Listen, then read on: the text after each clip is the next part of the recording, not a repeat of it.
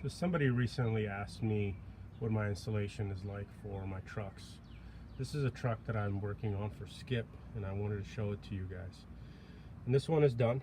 So essentially we start off with the first layer, which is sound deadening material that goes on the floorboards, sidewalls, center core, basically wrap the truck all the way in.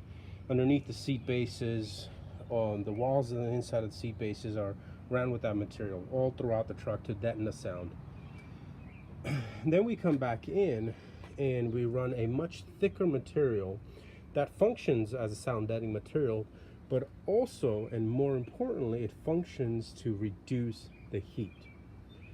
Final step we do, which I think is one of the coolest features, is we have this material that is practically matching. If you look, those are the original floor mats.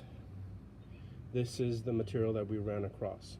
It's almost as thick as the floor mats, not quite, but almost, and it's pretty much identical. It's just newer, so there's a little bit of difference in the color, but we run that across the entire center core. We wrap it. As you know, the mats that the government has or that Humvees have, they don't cover the whole thing.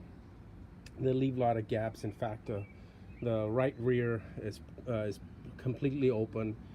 So we run that across the whole center, on the sidewalls, both sides, so it wraps it all around. It seals everything in and makes it look nice. And the coolest part actually is, if you happen to have floor mats that are no good, you can reline them with this material or replace them, whatever you wish. This particular one was actually in really bad shape, and it's been relined with that material, and as you can tell, it looks phenomenal.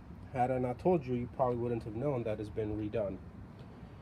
So that is how I insulate my trucks. So congratulations to Skip.